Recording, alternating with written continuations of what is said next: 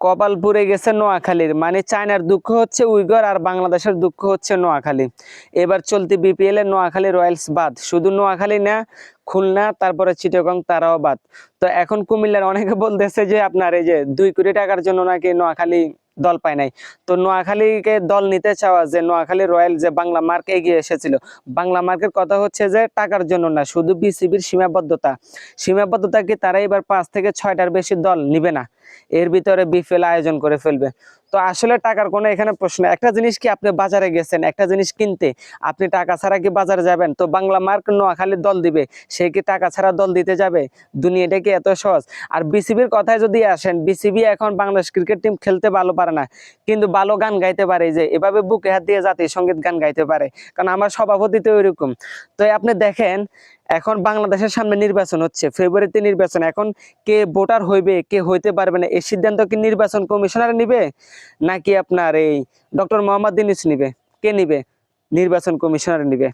তো এখন বিসিবির যে অবস্থা হয়ে গেছে, বিসিবি থেকে বিসিবি সভাপতি হয়েছে, আপনারা দেখছেন সিদ্ধান্তটা কে নিছে, তামিম ইকবাল সহ অন্যান্য যারা ছিল তারা কিন্তু সবাই মনোনয়ন প্রত্যাহার করছে, কিন্তু এককভাবে একজন বিনা প্রতিদ্বন্দ্বিতা হয়ে গেছে। তো আসলে একটা জিনিস কি, যে সব জায়গাতে যে বৈষম্য, ধরেন আপনার ফেব্রুয়ারিতে নির্বাচন, তারপরে আপনার এই ক্ষমতাটা থাকবে, মানে এই যে ক্ষমতার দাপট, বাংলাদেশে কিন্তু ক্ষমতার পালা বদল হয়।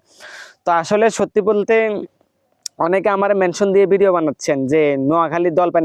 তো ভাই, নোয়াখালী রয়্যাল থাকলে কি আর না থাকলে কি আর, তবে নোয়াখালীর সাথে একটা জিনিস যায়, রয়্যাল।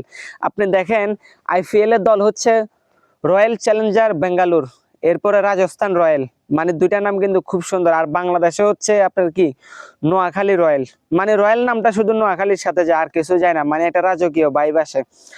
তো যাক, দেখা যাক সামনের বারে কি হয়। আর নোয়াখালীর সাথে যেটা করা হয়েছে, আমি ওই যে আপনার রিয়াসাদ আজিম, যে ক্রীড়া সাংবাদিক, তার বক্তব্যগুলো শুনেন, ওনার কথা হচ্ছে নোয়াখালীর সাথে যেটা করা হচ্ছে এটা নিতান্তই বৈষম্য।